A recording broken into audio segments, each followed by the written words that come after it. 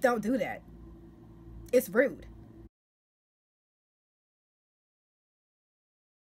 Hey guys, welcome back to my channel. If you haven't already, go ahead and thumbs this video up, even though I didn't do anything yet. And don't forget to hit that subscribe button right down below so you don't miss out on any of my other videos. Today's video is going to be my top tips for college survival. Alright, if you are a freshman just now going into college, this will be beneficial. If you're transferring, this will be beneficial. If you've been in school for a while and you haven't caught on by now, this will be beneficial. Now, I've been to every type of school that you can think of. I transferred 2 times and did online school. I've been to a small PWI. I've been to an HBCU. I did online school, like I said. And I graduated from a big PWI. So every school that you can think of, every type of school, I've had experience there. Okay, so these tips, yeah. I think I know what I'm talking about just a little bit. So tip number 1 is going to be, when it comes to books, do not buy your books in advance. Okay, and now this might not make a lot of sense to freshmen, but you'll come to find out that you're going to spend a lot of money on books and you're not even going to use, I want to say 75% of them. By the time I got to my senior year, I bought 0 books. Even though my teachers were like, oh, you need this, you need that, da da da. No, honey. No, I didn't. I did not. I did not spend a dime on books my senior year. And what did I do? I still graduated and my GPA was still above a 3.0. Okay? Okay. I would wait the first week or the first 2 weeks or so before I buy a book. All right, if there's somebody in your class that already has the book, I would share with them until you see that you actually need it for yourself, you know. So for that first 2 weeks, make a friend in the class that actually has the book, and then kind of like share that book with them. Just don't tell them that you're not trying to buy it yet, because they might feel away, but just be like, you know, your book is still coming in, you know, it was on back order or something. Just tell them that. Okay, they don't need to know your business. And yeah, you'll find that you'll end up saving a lot of money on books because you really don't need half of that stuff. Okay, you really don't. Tip number 2, going kind of into what I just said, mind your business. Okay, keep all your business to yourself. Okay, don't be out here acting crazy all up on social media and whatnot. Everybody does not need to know your personal life. Okay, everybody don't need to know it, and that's in life in general. But in college, the freshman year is like the 13th grade, and that's everywhere. Okay, at HBCUs, especially at HBCUs, PWIs. My freshman year was at a PWI. It's like just like the 13th grade. It does not matter what type of school you go to, because everybody that's coming smooth into college right after high school, you're 18 years old. Some of you are 17 years old. Some people might be 19 years old, but no, you're still young. Y'all still babies, okay? Y'all just getting your first taste of freedom. It's still drama, drama, drama. People are still in that mindset of high school. So to save yourself from being the center of negative attention, especially when something happened and it didn't even happen the way that everybody's turning it into, just keep it to yourself. Just keep it to yourself. Stay to yourself. You know, as far as your personal, stay to yourself. Focus on your classes and make sure you do all your homework and everything. And yeah, tip number 3, get involved. This was the only regret that I have as far as me being in school and having transferred so much. Because I transferred so much, I just didn't take the time to get involved in certain things. I really wish, my biggest regret was that I did not pledge a sorority. Like, I really wish I did that. But that's a whole nother topic that I can get into another time. But I just really wasn't that involved. So my freshman year, I was kind of involved. I was on a step team, and this is the PWI. So I was on a step team, and I think that was all I really did my freshman year. When I transferred, I transferred to an HBCU right before I went to my big PWI. I was not involved in anything there because I only planned on staying there for 1 semester. So I figured there was no point in me trying to get involved in things, or no point in me trying to make new friends. And I'm really just here for like a short period of time. So, yeah. And then when I got to my big school for my last 2.5 years, for my last 2.5 years of school, I was at a big PWI, and I kind of got involved I was on the hip hop festival committee, but then my senior year I just dropped off of that. So my junior year I was really involved in that. Kind of made friends through that, but I wasn't staying on campus at this point, and so I was a commuter, and that's another thing. Like, it's really hard to be a commuter, for me anyway, and like make friends, because a lot of people are already on campus. They got their little cliques on campus. You know, they eat together, they live in the same buildings, they go to functions together, and I was like 30 minutes away, living at home with my parents. So yeah. And then even at one point I had an apartment that was close to campus, but it wasn't my roommates weren't around my age. Like, they were older, so I couldn't really connect with them as far as like school and things like that, because that's what I really wanted, was to move into the apartment. I had 3 other roommates, but 2 of them were grown adults, and one of them, she was in school with me, but she was like 27 years old. So, and I was 20. So we didn't really have much in common there either. But yeah, kind of just make sure you get involved. That's how you make friends. Okay, you have to step outside your comfort zone. I think before I mentioned that when you're going into school and you're trying to make friends and things like that, or you're trying to experience things, make sure that you do something that's outside of your comfort zone. So think about doing something that you would never have tried before, like take a class in something that you never would have thought you'd be interested in, like an elective that you would never have thought to do out, on your own. Or you can easily take that same approach and like join a club that you didn't think you'd be interested in, just to find out more about it. Don't neglect your interests as well, because that's where you're going to make your friends. Y'all have common interests. Y'all going to see each other all the time at the functions that your group puts on and like goes to. But yeah, definitely get involved on campus, and that's how you make your friends.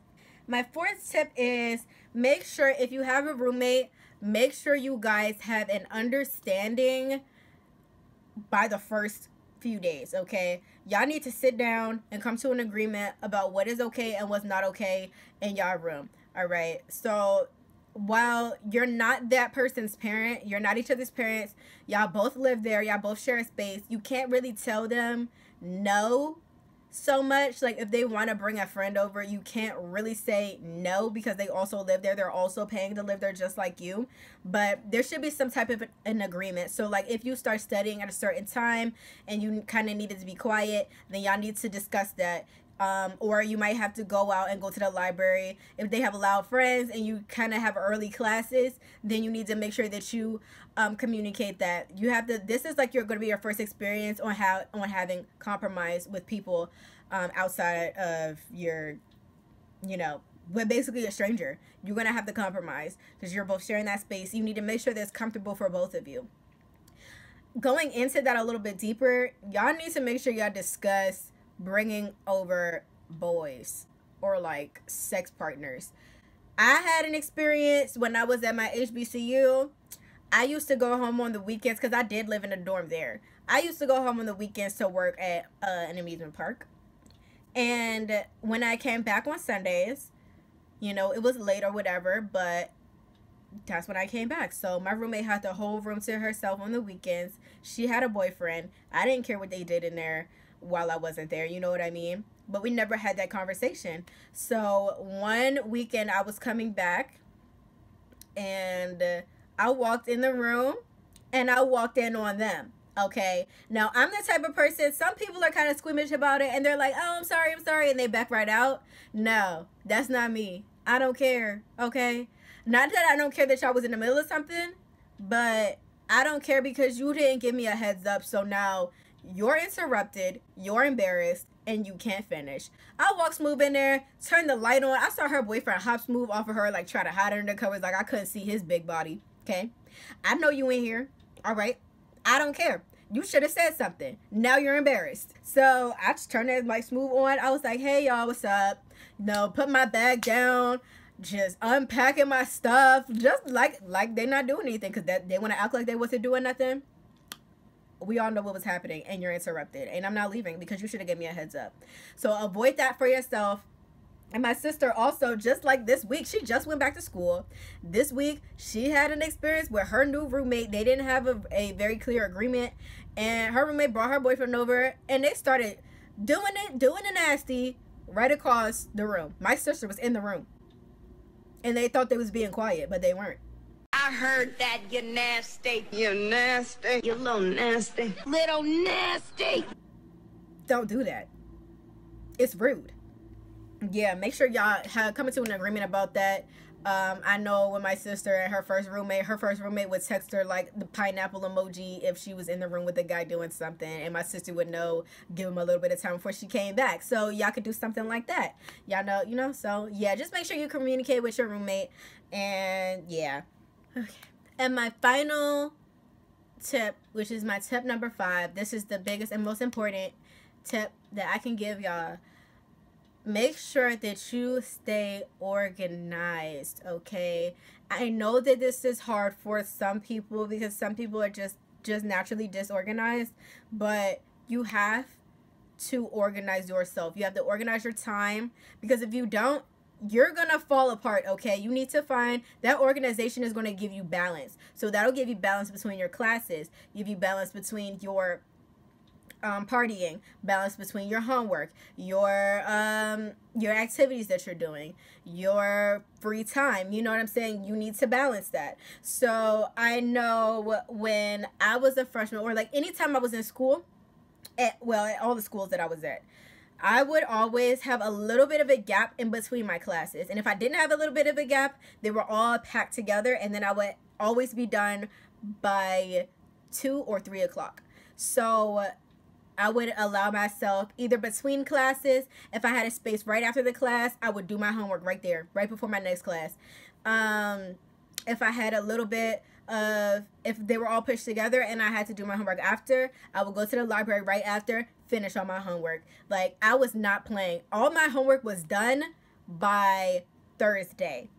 Because a lot of people, minus freshmen, you guys are going to have classes on Fridays just because you guys need to get your elective credits in. And I know a lot of electives have their classes on Fridays. But once you start getting higher, most of the time, you only have classes on Monday through Thursday. By Friday, that's my weekend. I had a 3-day weekend, and I was not taking that weekend time to do any homework. So all my homework was done before the weekend. And a lot of the times, my teachers would give us homework in advance. So like they would give us an assignment and it would need to be turned in, you know, maybe in 2 weeks or 3 weeks. And a lot of times this stuff is in the syllabus as well. If you have access to your homework assignments, get that stuff done in advance, okay? Because if you're done weeks in advance and something happens or something pops up, you got a little bit of time. You don't have to worry to yourself talking like, you know, oh, am I going to have time to do my homework? Oh, I don't have time for this because this just popped up last minute. I need to make sure I still make time for this. You know, it's a lot less stressful if you do things in advance. Okay? So try to get ahead at the beginning of the year, and then it'll have that trickle-down benefit for you later on. My bonus tip is stay away from classes before 10 a.m. Okay? Do not take no classes before 10 a.m. If you, maybe, I can even stretch it to 9:30. Maybe. Don't take any early classes, all right? If you're not, especially if you're not a morning person, don't take morning classes.